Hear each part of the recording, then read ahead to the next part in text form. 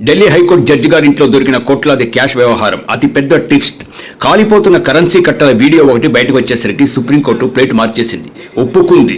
Something happen. మార్చి 14వ తేదీ రాత్రి జరిగిన సంఘటన 20వ తారీఖు వరకు బయటికి రాలేదు. స్వయానా ఢిల్లీ పోలీసులు తీసిన వీడియో లీక్ అవగానే సుప్రీంకోర్టు ప్లేట్ మార్చేసింది.